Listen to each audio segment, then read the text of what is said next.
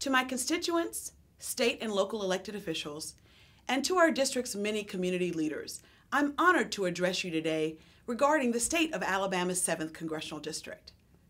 Thanks to our action at the polls, 2019 ushered in a new House Democratic majority that has been hard at work implementing our For the People agenda. Over the past year, Congress has been working hard on your behalf, passing common sense legislation to address the real and tangible needs of families across our district. I was so excited that our bill, H.R. 4, the Voting Rights Advancement Act, finally passed the House of Representatives in December and now heads to the Senate for consideration. Our bill restores the full protections of the Voting Rights Act of 1965 that was gutted in the Supreme Court's Shelby v. Holder decision in 2013.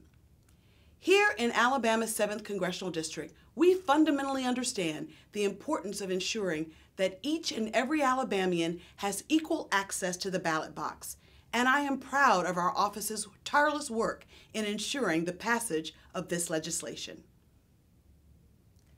My top priority since coming to Congress has been and continues to be securing and making sure Alabama's 7th Congressional District has the best economic opportunities possible. We always stand by our motto of constituency first.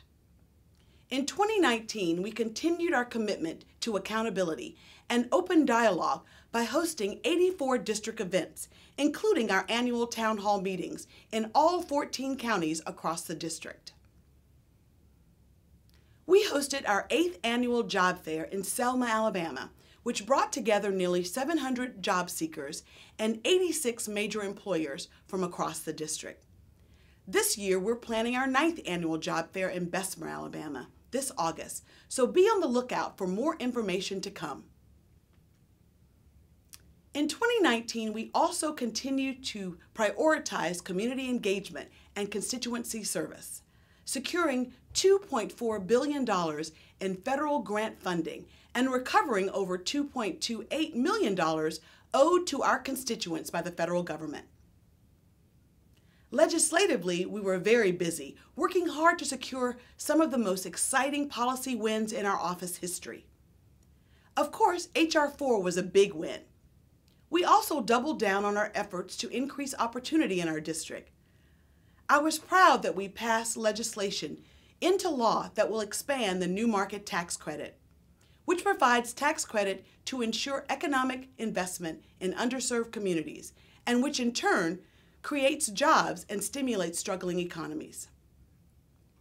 We secured $18 million in federal funding to preserve the sites and stories of the civil rights and voting rights movement in our district that serves as an economic engine to providing greater tourism and economic opportunities to all of us.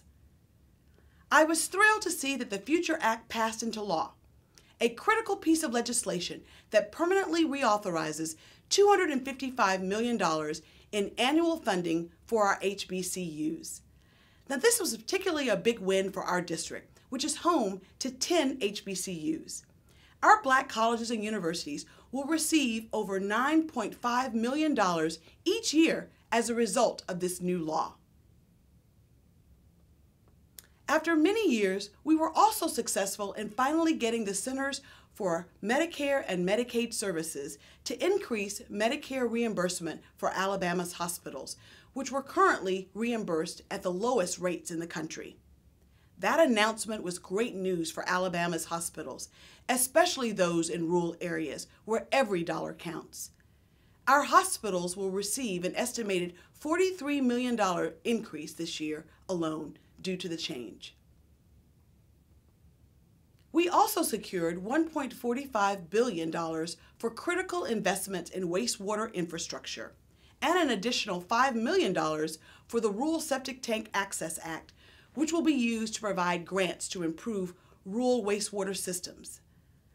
This funding builds upon our long-term commitment to ensuring that every Alabama resident, especially those in our district, have access to basic wastewater sanitation.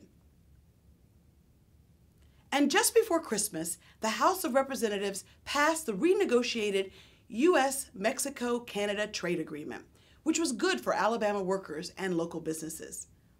I was honored to play a key role in crafting a much improved USMCA as one of the 8 Democrats chosen by Speaker Pelosi to negotiate with the Trump administration to improve the agreement. Representing my home district and the people of Alabama's 7th Congressional District is the greatest honor of my life. I came to Congress to work on behalf of the people of my district, and I am proud to say that the state of our district is getting stronger because of the work we've done together thus far. At the same time, I recognize that there's still so much work ahead of us. Too many in our district lack adequate employment, education, and health care options. Too many in our district go to bed at night worried about how they will pay their bills, put food on the table, or purchase prescription medicine. Yes, there are many challenges ahead of us. 2020 is an election year, and it is also the year of the census. This year, we must work together to make sure Alabama's 7th Congressional District counts in the 2020 census and that your vote counts at the ballot box. Remember that both matter.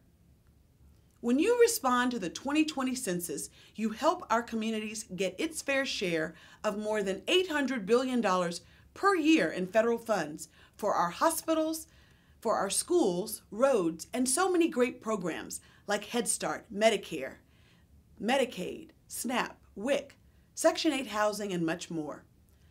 For everyone not counted in Alabama during the last census, we lost out on $1,600 per person per year. Our district benefits when everyone is counted. We also know that elections have consequences and that your vote matters. My friends, our work is far from over, but we, the people of Alabama's 7th District, know better than anyone how to fight for what is right, even in the hardest and darkest of times. We come from good stock, and we know better that everything is possible with faith and action. So let us work together for the future, renewing our commitment to one another and to the strength of our district in the year to come.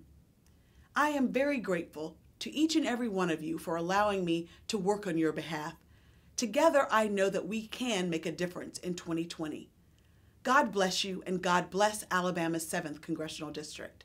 Thank you.